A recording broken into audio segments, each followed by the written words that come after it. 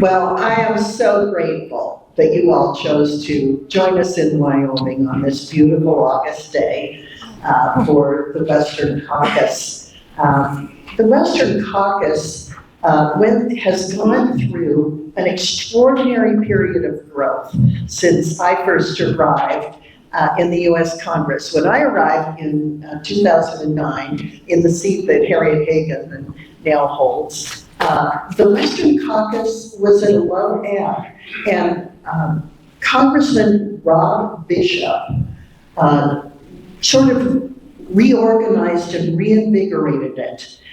It was during a Democrat administration, the Obama administration, which was extraordinarily challenging to Western states and Western industries. And so Rob reinvigorated it. And John Barrasso simultaneously reinvigorated it in the Senate.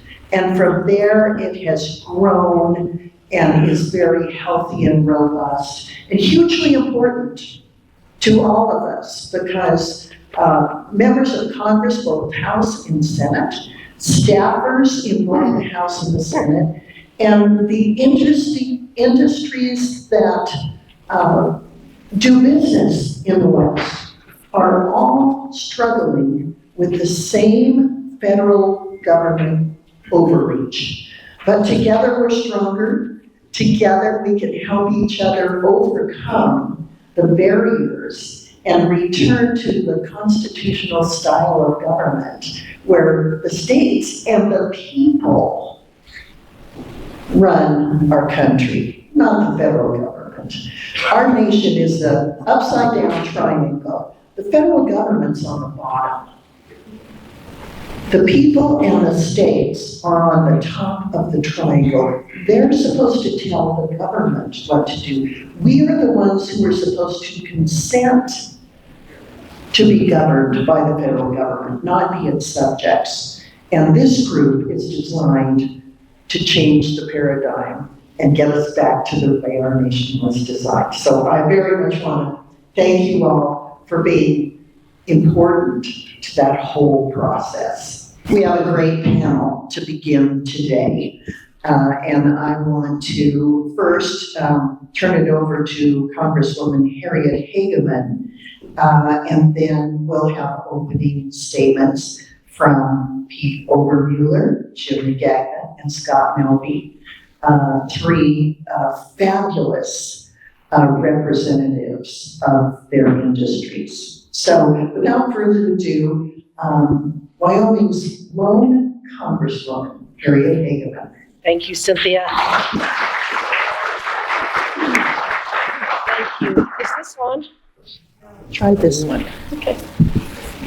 Thank you, and I want to personally welcome all of you for being here and being in Wyoming, being in our great state. It's always such a pleasure for me. It's very special for me to be able to share the beauty of what we have here and to make sure that you understand the issues that are facing Wyoming, because they are similar issues to what so many of our other Western states are facing.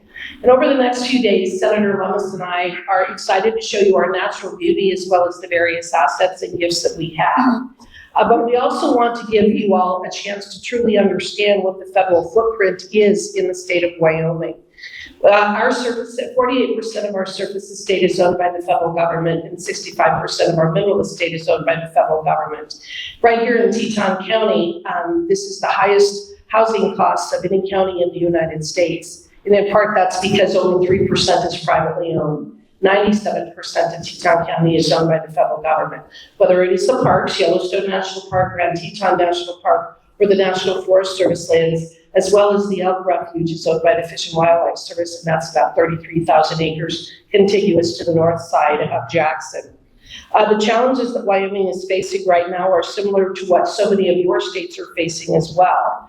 We have unlawful rulemakings like the BLM's Conservation and Landscape Health Rule. They have been canceling oil and gas leases. The Harmful Resource Management Plan amendments that this administration is attempting to push through, and various failures to delist animals that are already covered under the Endangered Species Act, including the Greater Yellowstone Ecosystem grizzly bear.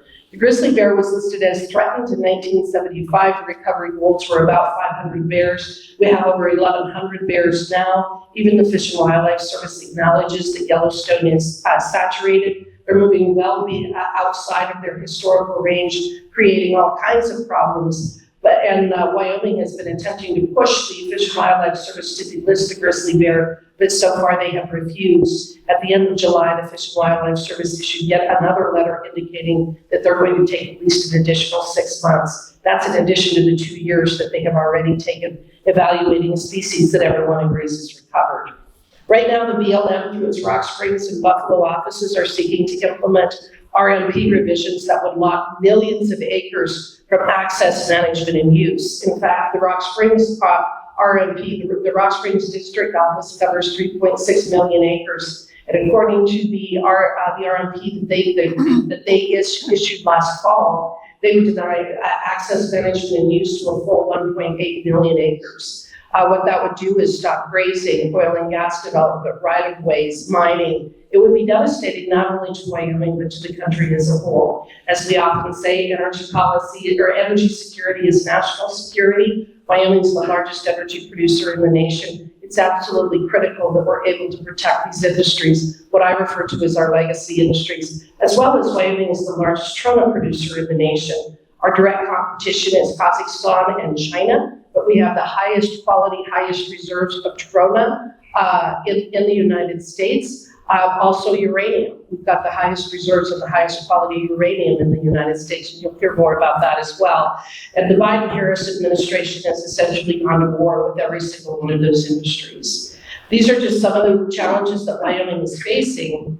And what the Western Caucus brings to this, through its experience of your members as well as the staff, is an understanding of these issues. And it's why it is so critically important to have all of you come here, because when we are legislating, you all know this, you are the ones that are doing the research, you are the ones that are getting us the information that we need to make the policy decisions about whether to sign on to a bill, whether we ought to be running a particular bill, whether we're going to support a bill. And it's just so critically important for everyone to understand how important the Western United States is to the future and the prosperity of this country.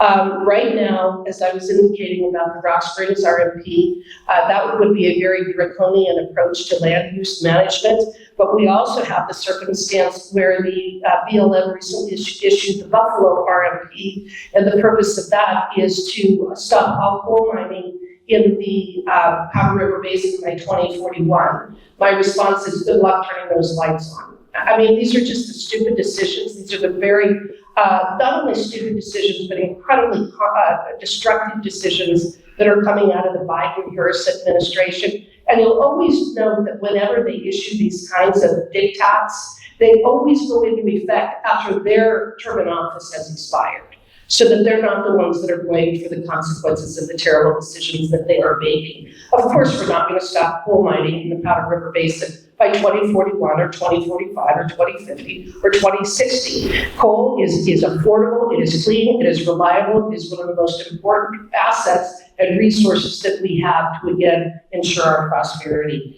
So again, I really want to thank you all for being here, being in this fight with us, being willing to discuss these issues and making sure that we are able to pursue really good, solid land use, energy use, resource management policies into the long distant future. So thank you.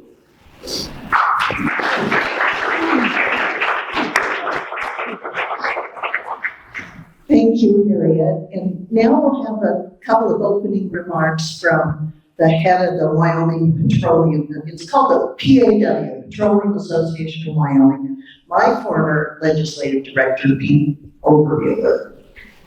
Well, thank you. Thanks very much, Senator Lummis, Representative Hageman. Great to be up here with you all, and welcome everyone to Wyoming. Thank you so much for coming. It's so great to see all of you. So, just a couple of introductory remarks. So, as Cynthia said, I run the Petroleum Association of Wyoming.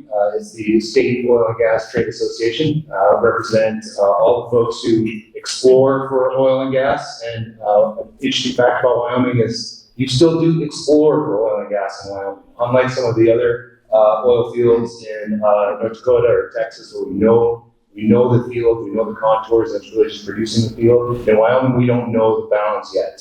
Our hotspot in Wyoming is the Powder River Basin. We don't know the horizontal or vertical bounds of that oil and gas field. So we have people who explore, we have people who produce, get it out of the ground, people who transport it across the country and the world, people who refine their products every day that we all use, and that's who PAW represents. So prior to that, I was on Capitol Hill. I was, in fact, the executive director of the Congressional Western Caucus for a time when the Western Caucus Foundation started. When Senator Lummis, then Representative Lummis, was the chair of the House Western Caucus. And I got to tell you, we, quite honestly, you guys have all been to those bicameral meetings, right, over in the visitor center. And at the time, we did those meetings, it was great, it was all fine, but it was just like an empty room and all of us. And we looked around and we're like, you know what this meeting needs is bacon.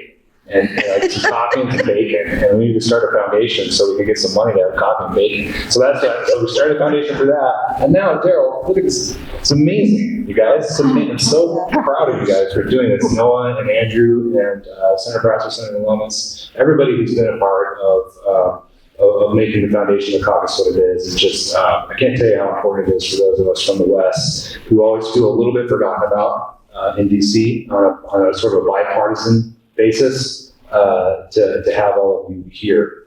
One final digression, just who here is a staffer, a ledge staffer, a policy staffer? Quite a few. Would Okay. you stand? So Yeah, please do. Please stand. Senator, I should stand.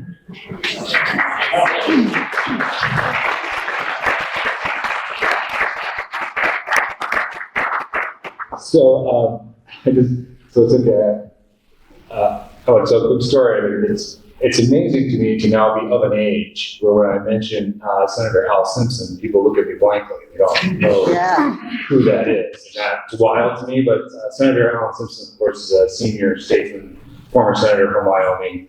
I think he was the ranking member, I believe, during the Clarence Thomas hearing, so that's right. kind of how far back we're going. Yeah. But lots of us in Wyoming really look up to him, and he came out to DC during Cynthia's first term, and we were all of us shoehorned into a lawnmower office, and I mean, the lead shop is always the worst. It's small, it's terrible. And Senator Al Simpson, after meeting with Cynthia, comes kind of shuffling back into the lead shop, which is amazing. Anyway, and so we all stand up, and it's like, oh gosh, Simpson, and he was like, you policy people, you just slave and you work and you take a lot of shit. and he turned around and walked out. So thank you to the policy people. You guys are amazing. Okay, enough of that. So, Dale, how long do I have here? Can I go for a long time? I'll ask you a policy question, so Okay. we can just go to, Let me just do an overarching thing about Okay. public lands and oil and gas and line it down. Now that I'm done with all the throat clearing. So here's the thing about public lands that I really want to impart. It has everything to do with oil and gas, but it has everything to do with agriculture and mining and all of that too. You guys are going to tour, Grand Teton, you're going to tour a national park. And the national parks have very specific and restricted use, and that's great. We love our national parks. We love Grand Teton and Yellowstone and all that. Most of what happens on public lands in Wyoming and the rest of the West is not in a restricted area like a national park or a wilderness area. Most of what Representative Hageman was talking about on the BLM is all Bureau of Land Management, which is supposed to be for multiple use. And I want throughout your whole trip and learning about the parks and all that, which is lovely, what I would wish for you all is to just remember that multiple use takes work, and it takes commitment, and it takes intention.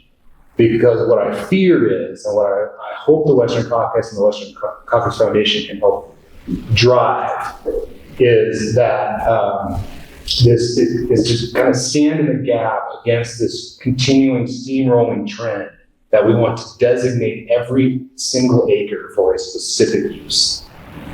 That's not multiple use. Now, of course, if I have an oil rig on 1 acre, that's a specific use for a time. but then it's supposed to go back to multiple use. And in Wyoming and in other western states, we have learned how to do that. Does it cause some tension sometimes? Absolutely, but it doesn't need to cause conflict. And it certainly doesn't mean that we need to shift to a policy priority that says every acre must be designated for one use. We can do it all, we can, but it takes work. And if we don't continually fight for it, we're gonna lose it. And that's what I fear. That's really what's happening, I feel, in the Biden administration, more than just any specific policy, which I think we're in tears with. It's that overarching drive towards losing multiple use. And I can't stand for it, and I hope the Western Caucus can help push back against that. And I'll just leave it at that and can bore you to tears with balls and stuff. Jim? Yeah. Hey, thank you, Pete. Jim Magagna is the head of the Wyoming Stock Growers Association. He is a lifelong sheep rancher from Rock Springs, and he's been the head of the Wyoming Stock Growers Association since 1998. So he's seen a lot and is an expert in the effects of our federal land policies on the ranching industry. Jim, welcome.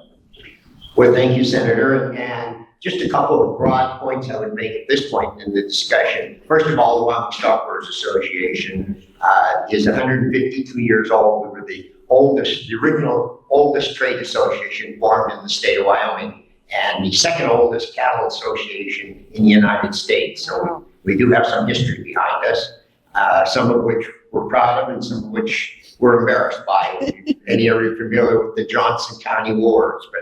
And I have to take this opportunity, not often I can outdo Pete Obermueller, but when he referred to the era that he was from with Al Simpson, I can go back to the era that I started with Senator Clifford Hansen from Wyoming, who was a rancher whose ranch lies just a few miles outside Jackson Hole here. So, and that kind of ties into something that's important when we think about the impacts of all of this that's come down from the current administration on the agricultural community in Wyoming. As Representative Hageman pointed out, we're nearly half of our state is federal lands. And two things are critical when we look at these things. First of all is we're not looking at just how it's going to affect something we want to do tomorrow.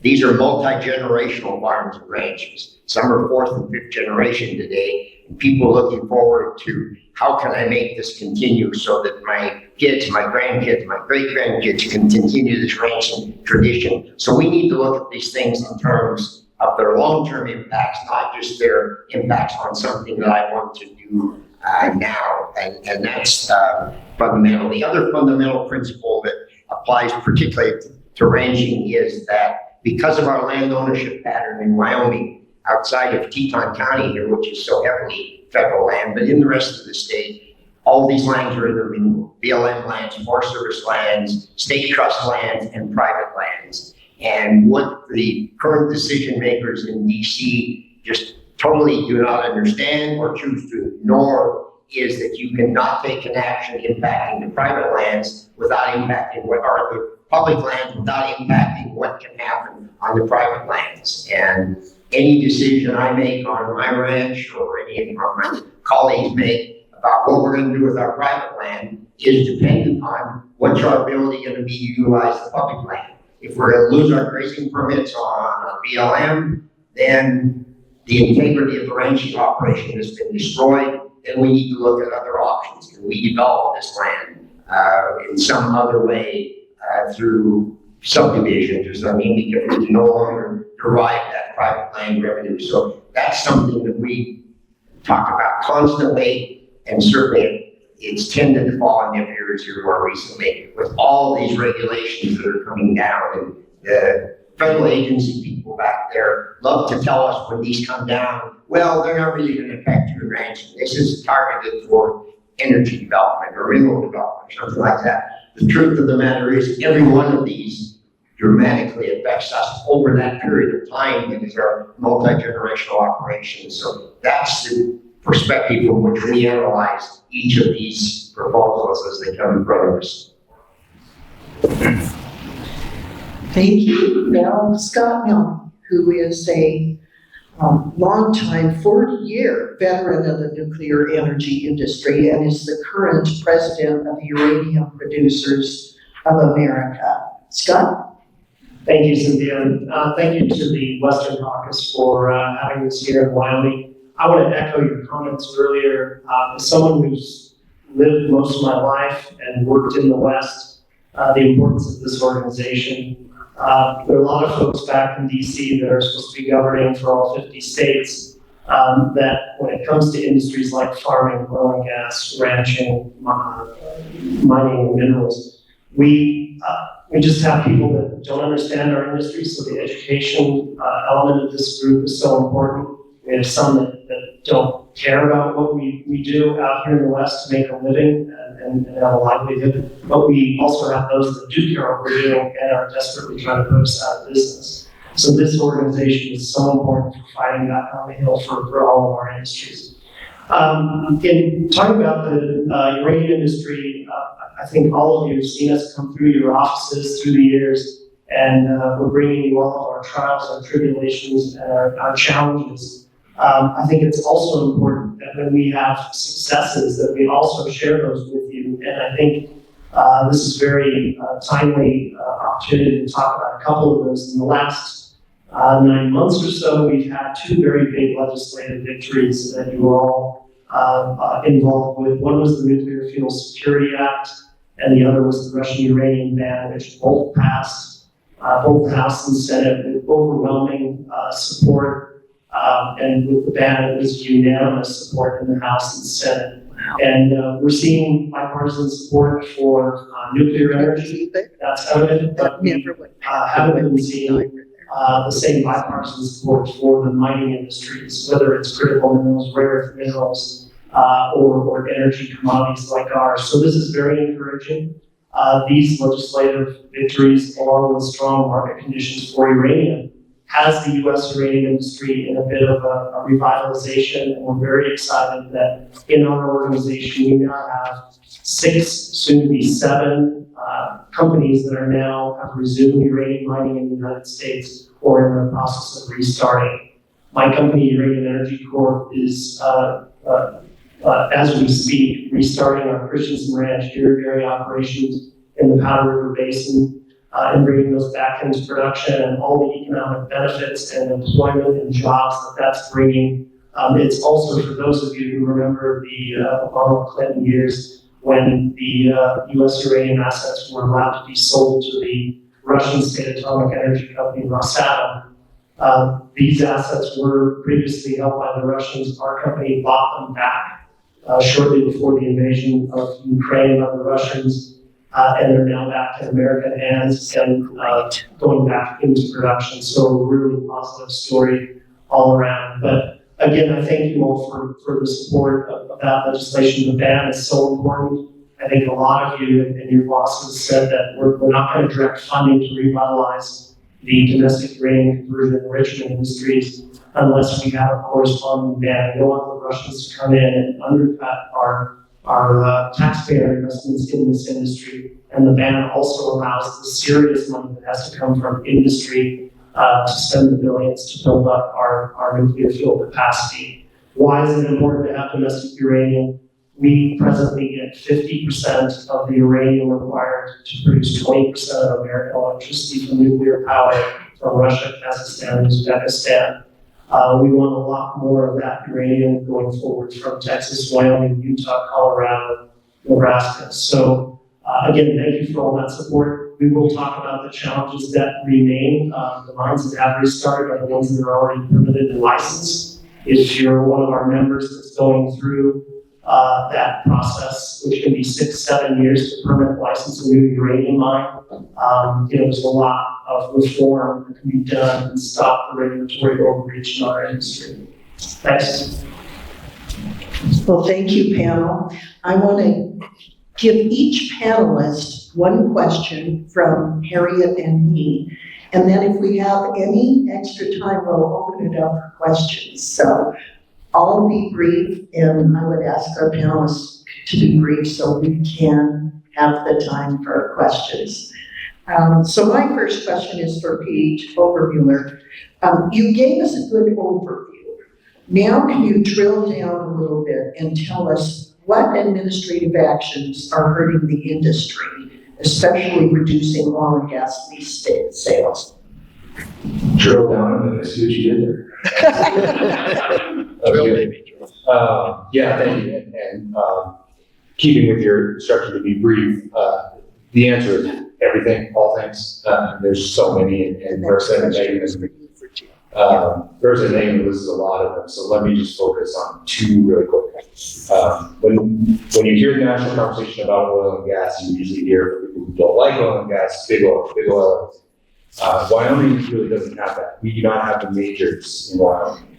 Exxon operates in Wyoming, but Exxon is not producing oil. Exxon is producing helium and other things in Wyoming. So everybody else in Wyoming that produces oil and gas are mid-sized and smaller. A full third of our production in Wyoming comes from 400 companies that individually produce 1% or less, a full third of our production. So we don't really have big oil, we have Wyoming oil. So every time we evaluate any of these rules and regulations coming from the Biden administration, it's more through that lens of what is happening to small, independent oil and gas operators. So I talked at the beginning about how we're still in exploration state. Senator Lummis mentioned the leasing. The Biden administration has reduced leasing by 95%. So if you think about how you're going to produce oil and gas, step one, secure the lease. Step two, secure a permit. Step three, do the drilling activity. If you've choked off leasing at the very start, then eventually the rest can't happen. And that creates challenges for you policy people and communications people, because everyone looks at you and says, what are you talking about? We're producing the most we've ever produced in America. We're breaking records every day in oil and gas production. Awesome on private lands, and as a result of actions from the previous administration that have allowed that to happen. But now that pipeline is the next administration, whoever it is going to inherit 95% reduction in that leasing. So that's number one. Number two, just to go way down into really minute, as part of the big onshore oil and gas leasing rule that the BLM just passed, is a bonding provision. And bonding, of course, as you know, is a company is going to operate on federal lands. You got to bond in order to make sure that the company is on the hook for doing plugging and abandoning the reclamation, essentially putting it back the way it was. Fair is fair, no problem about bonding. What the BLM proposed doing is increasing the minimum bond by 1,400%. Well over, no rhyme or reason to that number at all, in terms of the actual cost of reclaiming a well. Completely, at least in the dictionary definition of the word, arbitrary and capricious. We'll see in our lawsuit against that rule, whether or not legally it's arbitrary and capricious. But it's those sorts of things where a big company like Chevron or whatever, all those guys, don't get me wrong, they're looking at a 1,400 increase in bonding and kind of, whatever, shrug. But for the 400 oil and gas companies in Wyoming, existential. So those kinds of things are, and everything in between, from that little to that big. And I'll leave it at that. I could go forever if something on that, Thanks, Pete. Harriet? Jim, I'm going to direct my questions to you. And I want to focus on really what these various decisions that are coming out of Washington, D.C., what is the impact on our legacy industries? So as I mentioned, the Western Caucus plays an important role on the policy side of things at a high level, but we also have to understand the impact of these decisions at the local level as well. And Jim, I have a couple of questions, so if you could keep your answers somewhat brief, but make sure that we understand. But I want to tie some things together. Can you explain how the proposed rock springs RFP revision will harm Wyoming's legacy industries such as ranching, mining, oil and gas development? Well, thank you, Representative Hageman, and certainly as to the ranching part of it, and it affects all of those, and it even affects ranching when it affects oil and gas, because for those not familiar with what we're talking about, this is an area that contains over half of it is what's termed checkerboard areas. When the railroad came through, the federal government gave half of the acreage to the railroad. That's not all privately owned. Mineral interests are privately owned, some by our own ranching community. And this Rock Springs RMP just ignored the fact that they only control the use on every other section of land in so much of this, and came down with provisions that would impact all of it. So as far as livestock grazing, I believe they might have mentioned this, 1.6 million acres designated to become an ACEC, area of critical environmental concern. That means basically no changes on there. If it's a producer, I need to put in a water development, put up a fence, or even maintain what I have there. Under that designation, that can be prohibited from my being able to do it, along with all the other activities of mining and oil, gas, and even recreation. Their original proposal was going to close 16,000 miles of roads within the Rock Springs RMP area. And those are roads that are critical to me and my colleagues to get out and take care of our livestock who are ranching. They're critical to energy development, but they're critical to the recreation that the public puts so much value in those areas as well. So it's just as proposed, and the other point that I think needs to be made, this didn't happen overnight. The development of the Rock Springs Resource Management Plan revision took 15 years, and it was done with engagement of local cooperating agencies such as our county commissioners, our conservation districts. Then the new administration came in 2020. Total silence. They never reached out to any of those people in, and came out this past year with their preferred alternative, which was the radical one that previously all these entities have been assured was just in there to cover the rain, but would not be considered for serious adoption. And that's the one they're now proposing. So it's just devastating what we're all trying to do out there. Okay. Jim, thank you. And when we have an opportunity, maybe with the question and answer, we can have some further discussion on the 30 by 30. But I think Cynthia's going to ask a question for Scott. Scott, could you tell us about the nuclear fuel supply chain and what are your biggest challenges? Well, we, this dependency that we have on uranium from countries like Russia, Kazakhstan, Uzbekistan, at 50% of reliance in the United States is quite alarming. But it's also the supply chain, the up the line, the refining, the conversion, and the enrichment. And that's why we kind of a holistic approach with the Nuclear Fuel Security Act to revitalize not just one of those elements, but all three. You've seen many of you have seen the uranium producers come through your offices in the last couple of weeks, where now that the legislation's been passed, now we're making sure that these agencies and departments like the DOE follow through on the congressional intent, which is to lift all those votes, not just one or the other. And now, listen, we're independent, energy independent, if you want to call it that, of Russian and Chinese sources. Prior to the breakup of the Soviet Union, the West was self-reliant on Western sources. It was really after the breakup of the Soviet Union that we kind of opened the door and let Russian interests kind of build up globally. We'll get back there. It's an urgent. We know how Russia weaponizes their energy commodities. We've seen it in Europe, and so we just, America doesn't need to be a hostage to Russian or Chinese interests on energy. And honestly, I think all of us going back to our home states and districts after this meeting, and we're all going to be in very tight elections for House, Senate, presidential race. I think one of the things that we cannot talk enough about when we're out on the campaign trail is talk about energy policy.